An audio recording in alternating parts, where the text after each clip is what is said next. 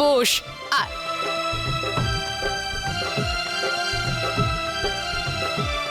কাকিমা, করণ তো পরীক্ষা পাশ করে নিল, এবার পরীক্ষা সুমনের। আমরা সুমনকে ধাঁধা জিজ্ঞেস করব আর সুমনকে তার ঠিক ঠিক উত্তর দিতে হবে। আর ও যদি 5টা ধাঁধার ঠিক ঠিক উত্তর না দিতে পারে তাহলে ও করণের সাথে 1 সপ্তাহ দেখা করতে পারবে না।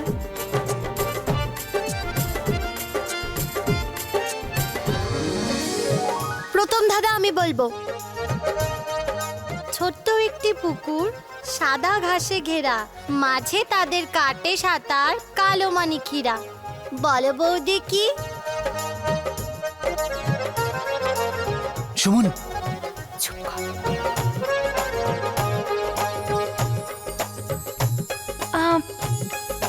ভুট্টা।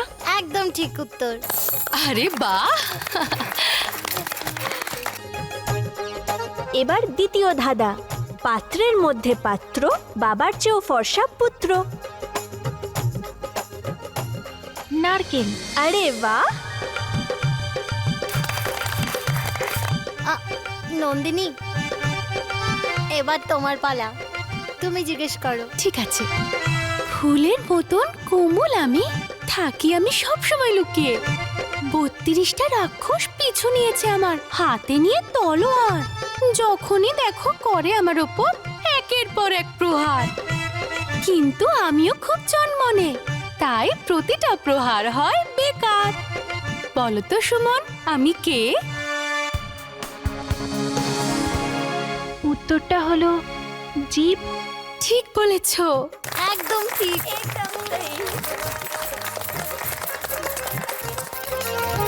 গুটি দিদি, শেষ ধাঁধাটাও আমি বলবো। একটা ঘরে 40 চোর, সবার মুখ কালো, লেজটা ধরে নাড়িয়ে দিলে জগৎ হবে আলো। বলো বৌদি কি?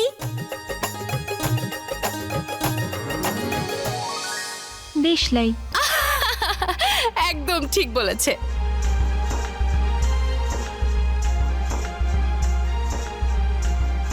গুড্ডি দিদি, ভালোবাসার পরীক্ষা আমি আর সুমন পাস করে গেছি। এবার আমাদের পুরস্কার কি দেওয়া হচ্ছে? তোমার পুরস্কার এই যে তোমার জামাইবাবু তোমাদের দুজনের জন্য হানিমুনের জন্য পঞ্চবড়িতে ব্যবস্থা করেছে। ওয়াও, তাহলে তো খুব মজা হবে। কিন্তু গুড্ডি দিদি, যদি দাদু হানিমুনে যাওয়ার পারমিশন না দেয় তো? তার জন্য আমার এই মিষ্টি ঠাকুমাটা আছে না, ইনি দাদুকে রাজি করাবেন। কিন্তু বৌমা, সেটা আবার কি জিনিস? ওই মা, বিয়ের পরে যখন বর আর বউ একসাথে একা ঘুরতে যায় না, তাকে হানিমুন বলে। টিকুর বাবার বন্ধুর পঞ্চবড়িতে একটা ভালো হোটেল আছে, ওখানেই দুজনে থেকে নেবে আর ঘুরেও নেবে। গুড্ডি, তোর মাথাটা খারাপ হয়ে যায়নি তো? আরে করণ এখনো ছোট, আর সুমনকে আমি ওর সাথে একা একা কিছুতেই পাঠাবো না। ঠাকুমা, এখন আর আমি বাচ্চা নই, আমার বিয়ে হয়ে গেল, আর তাই আমি একজন দায়িত্ববান মানুষ হয়ে গেছি। আরে বৌমা, তুমি কি বলছো? মা, আসলে 2-3 বছর পর আমি একা পাঠাতে পারবো, কিন্তু এখন নয়। মা, তার মানে আমরা 2-3 বছর পরে হানিমুনে যাব? তো ঠাকুমা, ঠাকুমা যেতে দাও না ঠাকুমা, প্লিজ ঠাকুমা। আরে যদি এতটাই দরকারি হয়ে থাকে এখানেই কর না, ওই তোর হনুমান, এত বড় বাড়ি আছে আমাদের। হ্যাঁ ঠাকুমা, হনুমান নয় ঠাকুমা, প্লিজ প্লিজ ঠাকুমা যেতে দাও না, প্লিজ। আচ্ছা আচ্ছা ঠিক আছে, আমি তোর দাদুর সাথে কথা বলবো। হ্যাঁ,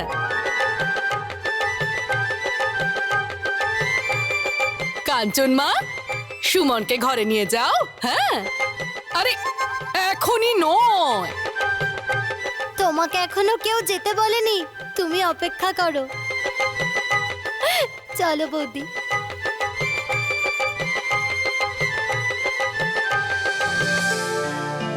ঠাকুমা, চলো না দাদুর কাছে যাই, দাদুকে রাজি করাতে, না হলে আবার ঘুমিয়ে পড়বে যে। আচ্ছা চল।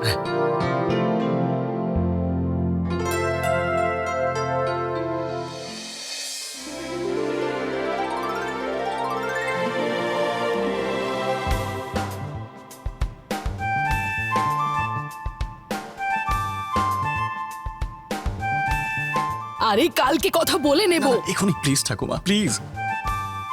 আচ্ছা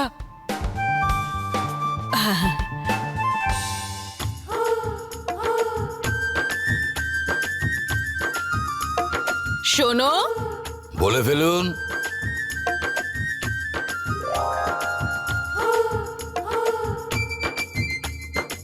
আসলে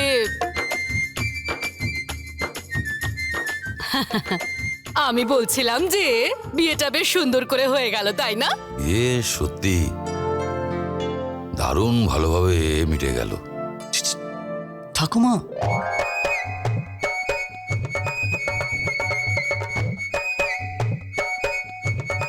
আমি একটা কথা বলতে এসেছিলাম। বলো। আসলে আমাদের জামাই বাবা বিক্রম, জানো উনি করোনার সুমনকে কি উপহার দিয়েছে? জানো না? আরে ওই যে কি বলে না,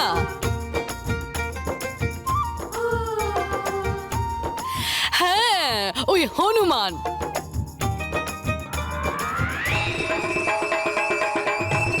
হনুমান উপহারে? না না না না, ওই হানমুন। হ্যাঁ হানমুন। হ্যাঁ হানমুন? আরে বিয়ের পরে বর আর বউ একসাথে ঘুরতে যায়, সেটাকে হানমুন বলে। হানমুন না রে বাবা, হানিমুন হানিমুন। ওইটাই ওইটাই ওইটাই। তো আমাদের জামাই বিক্রম ওনার বন্ধুর পঞ্চবটিতে একটা হোটেল আছে, ওরা দুজন করোনা সুমনের জন্য থাকা খাওয়ার ওখানে ব্যবস্থা করেছে।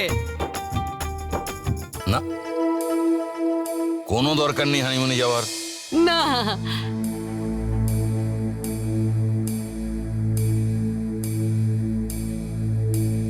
এইভাবে দাঁড়িয়ে আছিস যে? কিছু প্রবলেম হয়েছে? হ্যাঁ দাদা, আর এই প্রবলেমটাও তোকেই সলভ করতে হবে।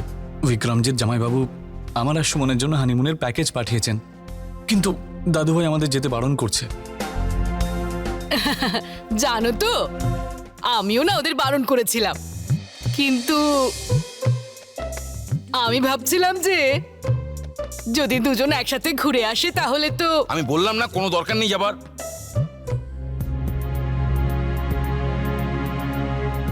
না আমি ভাবছিলাম যে বাবা তুমি বোঝাও না, ও নয় বাচ্চা, কিন্তু এ তো বাচ্চা নয়। বুঝতে পারছি না কেন হানিমুনে যাওয়ার জন্য এত জেদ করছে এরা। দাদুভাই প্লিজ ওদের যাওয়ার অনুমতি দিয়ে দাও না। আসলে ব্যাপারটা হলো হানিমুনে গেলে দুজনের মধ্যে ভালোবাসাটা বেড়ে যায়। তোমার ঠাম্মার আমি তো কোনোদিন হানিমুনে যাইনি। হ্যাঁ, আমাদের দুজনের মধ্যে কি প্রেম নেই নাকি? শোন কার্তিক, আমাকে নিয়ে যায়নি বলে তো এখনো কথায় কথায় আমাদের ঝগড়া হয়।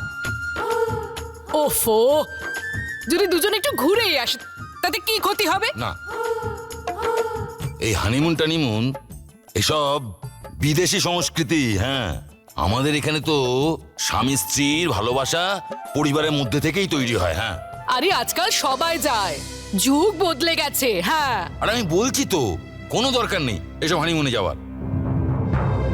আমি তো বরং ভাবছিলাম এক দুদিনের মধ্যে সমস্ত গ্রামের লোকদের বলে বাড়িতে রামায়ণের পাঠের ব্যবস্থা করব। হ্যাঁ, আরে দুটো বাচ্চা নতুন সংসার করতে যাচ্ছে, গিয়ে বলে দাও বাবা হানিমুনে যাবে না ওরা। দাদুভাই যেতে দাও না প্লিজ। আসলে দাদুভাই এই মুহূর্তটা ওদের কাছে দ্বিতীয়বার আর কখনো ফিরে আসবে না। যেতে দাও না। ও তোমাদের সবাই এটাই মতামত? তাহলে যেতে দাও, আমার কি। হ্যাঁ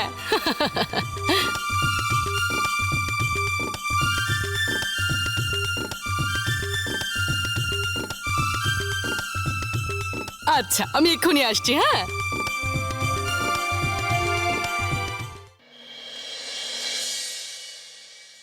আরে চিন্তন, ওই রুমে দুধ রেখে দিচ্ছিল তো? হ্যাঁ, একদম। আরে করণ করণ, ভয় লাগছে না তো? ভয় কি জন্য? আরে সবাই বলে না যে করণ এখনো বাচ্চা আছে, তাই ফুলসজ্জার রাতে যদি বাচ্চা প্রমাণিত হয় তো। করণ পিসমশাই পারদর্শী, তুমি চাইলে এখনো পিসমশাইয়ের কাছ থেকে টিপস নিতে পারো। না, আমার কোনো টিপসের দরকার নেই। সত্যি চাই না? হ্যাঁ নেই। সাবধানে। Thank you. আরে জান না।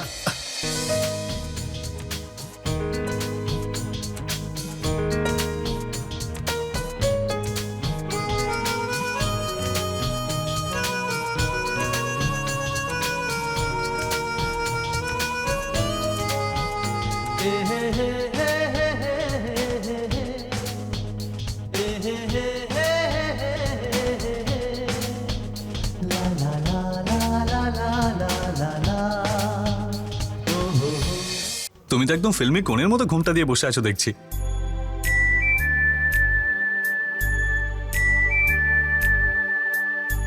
আর এমনিতেই আমাদের লাইফের ফিল্ম তো আজ থেকেই শুরু হতে চলেছে।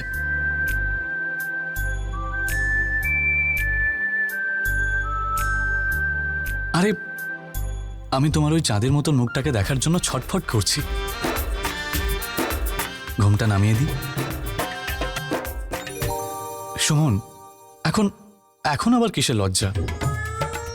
এখন আমরা স্বামী স্ত্রী, তাই না?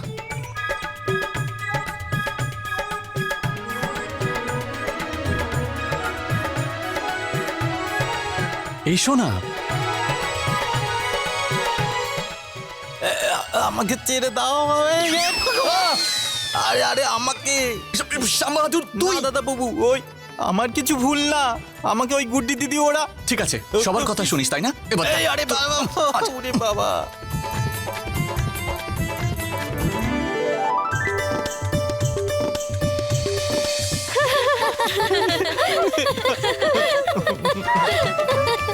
আরে তোমরা শুভ কাজে বাধা দিচ্ছ কেন বলো তো?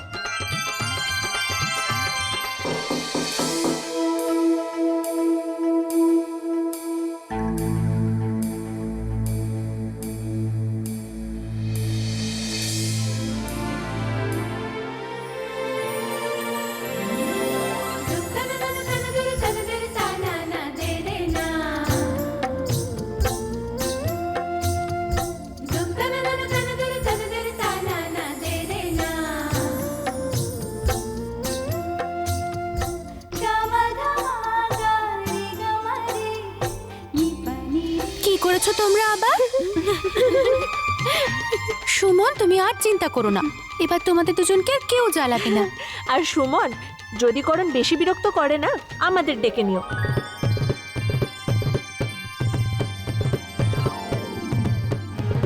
চলো যাই সবাই।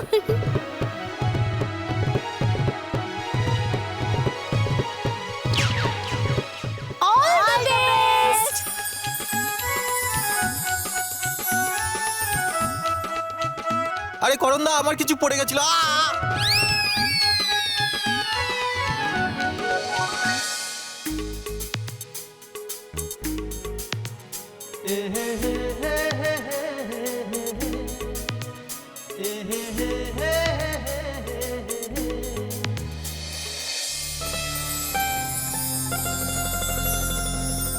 এ কি, এটা তুমি কি করছো? স্ত্রী ধর্ম পালন করছি। ঠিক আছে, তাহলে আমিও স্বামীর ধর্ম পালন করে নি। আরে আমার পাপ হবে। আর তুমি যে আমার পা ছুঁলে তাতে আমার পাপ লাগবে না বুঝি? তোমার পাপ হবে না, স্ত্রীর জায়গা স্বামীর চরণে হয়। না, আমি মানতে পারলাম না। স্বামী স্ত্রীর জায়গা একে অপরের হৃদয়ে থাকা উচিত। বরং আমার মতে তো স্বামী স্ত্রীর সম্পর্কটা সমানে সমানে হওয়া উচিত। ওদের মধ্যে ভালোবাসা থাকা উচিত, বন্ধুত্ব থাকা উচিত। আর সুমন, আজকের পর থেকে তুমি আমার পা তখনই ছোঁবে যখন তোমার পা ছুঁতে তুমি আমাকে অনুমতি দেবে।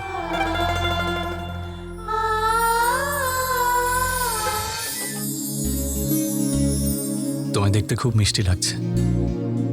তোমার এত সুন্দর রূপ আমি আজ পর্যন্ত কখনো দেখিনি।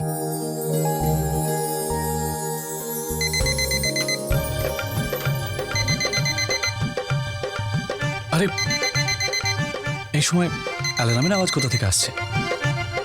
আওয়াজ তো এই ঘর থেকেই পাচ্ছি। দাঁড়াও, আমি দেখছি।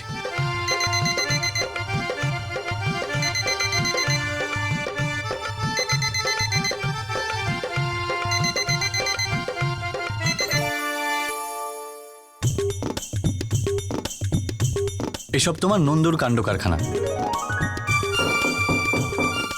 এখন আবার কে দরজা ঠকঠক করতে শুরু করলো? আগে গিয়ে দরজাটা খোলো। দেখছি।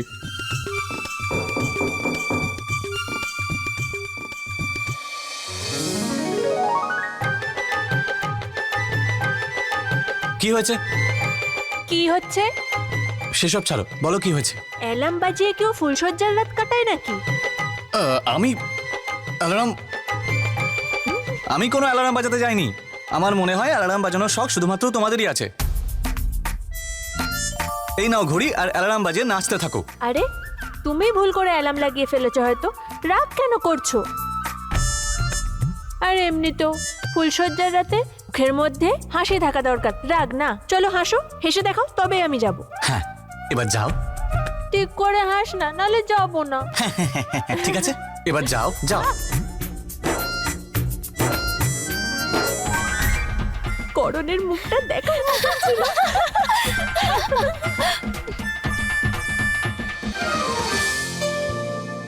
যাক বাবা, বাঁচা গেল। তুমি তুমি এরকম কেন বলছো? ওদের অধিকার আছে আমাদের সাথে মজা করার। আরে কিন্তু ওদের বিরক্ত করার ঠেলায় যে আমাদের রাতটাই কাবার হয়ে যাবে। এই রাত আর ফিরে আসবে না। আমি কবে থেকে এই রাতটার অপেক্ষা করছি। ভগবান যেন এই রাতটা কখনো শেষ না হতে দেয়। I love you Suman.